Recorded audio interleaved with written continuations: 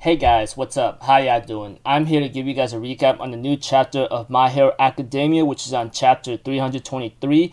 Now, this chapter right here was actually really nice and great, and it's going to be very crazy from here on out. I don't know if I'm just saying that just to say it, but I can see where a lot of people are not liking with what's happening in Hero Academia right now, especially with this chapter and maybe the ones that's going to come after that. But just gotta go with the flow and see where this goes to, you know. So if anything else, let's just get this started.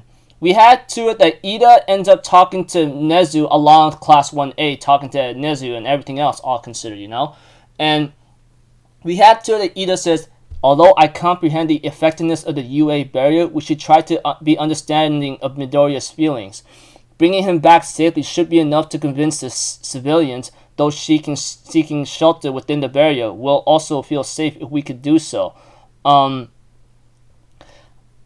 understand that, but we cannot let our actions be swayed by our emotions. Midoriya-kun is currently the most valuable asset for the heroes. Given the current circumstances, it is still risky to shelter him here. UA boasts the greatest defensive technology in the whole nation. Its security is comparable to the defensive capabilities of Tartarus, which is something that I was really concerned about, because when it comes to the UA security barrier, you have to understand, man. I mean, like, Shigaraki, and this is where Momo comes in and says, yeah, but it was Tartarus was easily destroyed by Shigaraki. UA was also broken into last year. We even witnessed the terror of Shigaraki firsthand. And that's why Nezu says, that's why I decided to upgrade UA security systems with my own modifications. It was a mighty effort too. In conclusion, if there was a raid to happen right now, there would be absolutely no way that the students and civilians were here would fall into the villains' clutches. I will not allow any evasions to occur. The UA barrier is more than a simple armored fortress. UA can now move. Like, he says that it can really move, which I'm trying to understand, like, what are you talking about exactly, you know? But we had to it that Nezu explains that the campus grounds have been split into smaller areas, each of them being driven by motorized mechanism. In the event open incident, all the areas will be moved underground, amping up their defensive capabilities. On top of that, the shelter moves on superconducting linear accelerators so that each area can take a different route as is deemed appropriate. And even Denki, Kaminari, Kirishima, and Tokoyami said that's straight out of a mecha anime. I'm like, what the hell are you talking about? That aside, Nezu talks about, like, however, if those systems were to be destroyed, then there wouldn't be much we can do. That's why the circumference underground is reinforced with 3,000 steel plates. If there is any interference detected within those plates, the defense system would activate immediately. In addition to that, the plates are independently motorized, meaning that they will at least delay the attackers. During that time, the shelter will decide on a safe route to move from underground. Following the identity swap incident, we worked in tandem with Shigetsu High to reinforce the school to almost the same level as UA. It is possible to relocate multiple heroes via connected routes to either school. And they go like, Shigetsu? How far is that? And then we see Todoroki and Bakugo talking about, like, they did say that UA in the east, Shigetsu in the west, you know? Tokoyami therefore asked all the countermeasures appear to be placed to put into place to stop Shigaraki's decay from propagating further. But around the time of the cultural festival, surely there was no way to know about that, right? And Nezu's like, there was absolutely no evidence back then. It was purely my intuition. That's what I'm paying it for all. And Kaminari's like, didn't this cost more than 1 billion yen? And Endeavor tells Class 1A, the principal has made an incredible contribution to the education and development of Quarks, so much so that he's recognized worldwide. Even now, he's doing his uttermost for us to help us. And Nezu says, lack of understanding, lack of empathy. We are only one step away from both. However, people are unable to take the steps to escape our fate. If we move together, work together, that one step can lead to a path forward despite the pain. But above all, there is more enough reason for Deku-kun to belong here. Please do your best to reach him. Then we go back to present right now, where people are rioting, saying, "Don't let that boy in here. Didn't UA promise they would keep us safe or something?" And we had to it that Inko wants to go to Midoriya, but unfortunately, Bakugo's mother says, "No, it's too dangerous. You can't go.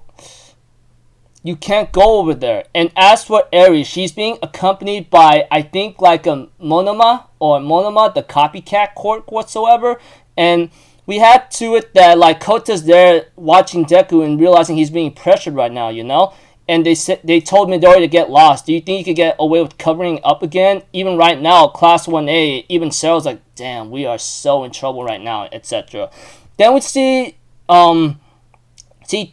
Then we see some. Then like 13's like there were some who were convinced, but now there isn't a shred of belief in them, you know.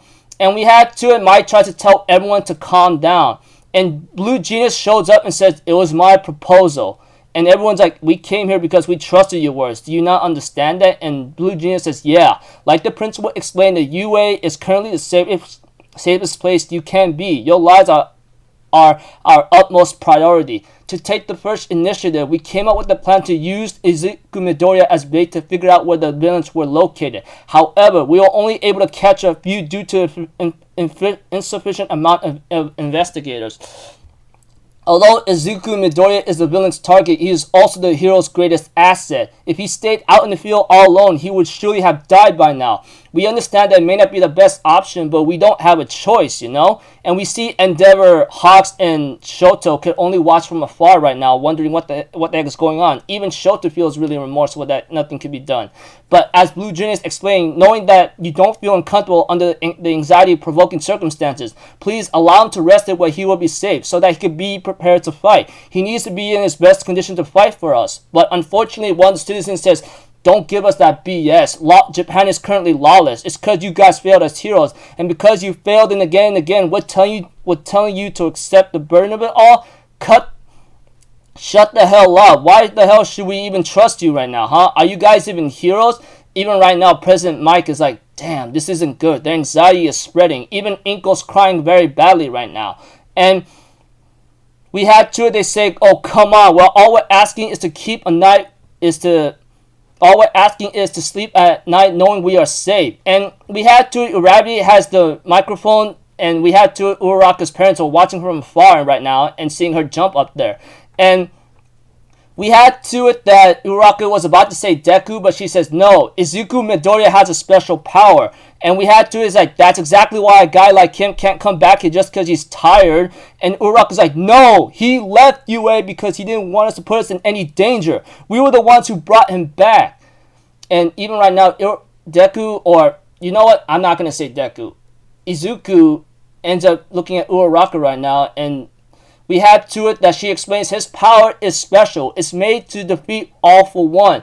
That's the reason he's targeted. That's why he had to leave. Have you even looked at him? Have you seen in the state he is right now? Just look at him. He's in that state where he's beaten up, broken, and tired like hell because he's left to protect us. Do you not realize that?" Even Inko can only cry even further seeing her son in battered shape. Even one of the citizens who ends up talking about why Izuku can't be here ends up looking at him, you know, in total shock. And Uraraka continues the speech saying he wants to do something to change our situation the most out of anybody. He kept moving for others despite knowing that he could be attacked at any moment. Everyone could only listen greatly while the same Fox girl, I don't know how many chapters has been right now, but she remembers Izuku saying that boy saved me. And Uraraka says, even though he might have a special power, he isn't a special person. Even right now, Bakugo talks to Izuku, says, even with the security system like this, like ours in place, they're still restless. If you can't wipe something, leave it to us to wipe it for you, you know? I don't know if Bakugo meant to say that to like the citizens or to Izuku, but I don't know. All I know is like Nezu's like taking the first step is always hard, but I know that taking a step at a time like this will lead to a birth of a true hero, one that will surpass All Might, you know? And the chapter ends out there with that kind of message right now, etc. So this is pretty much crazy right now.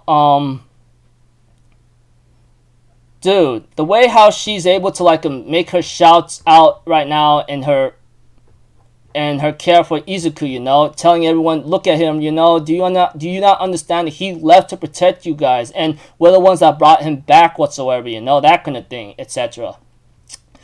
So the first half of the chapter is pretty much how the defenses of UA works, you know, and how it is a motorized mechanism, and of course, like although it is very powerful and it compares that to the system of Tartarus, there's one thing for certain, you know. If those motors are destroyed, like what else can we do right now, etc., you know, that kind of thing. But we had to it that like that Nezu says, even though this is going to be very hard right now, I think we gotta make the first step in order to make things right, you know, and we have to work together to make it work, you know.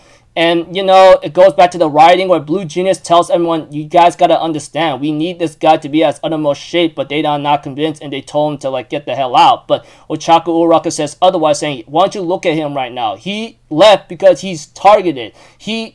We brought him back here because we want him here, you know? And look at the battered state he's in right now. Do you not understand what the hell he's gone through just to protect all of you? You never understood that. You never cared all because of yourselves, you know? And he might have a special power, but he isn't a special person. And Bakugo, like Dynamite, therefore tells Izuku, hey, just leave the wiping to us, you know? I don't know if it's like him telling the citizens or telling Izuku to tell him not to worry, we got this, but I don't know. We'll have to like find out in the next chapter, which apparently I hope we're not on break, but you know what, that author could take breaks too. I understand there's a lot of things going on right now, but yeah. Anyways, I'm looking forward to the next chapter. It's very late right now. I'm pretty sure once I upload this, it's going to be past 2 a.m. or something. So until then, people, I'll see you guys in the next video. I'm Alpha Zero. Have a good day, and I'll see you guys next time, alright? Peace out. Bye-bye. Toot-toot-toot.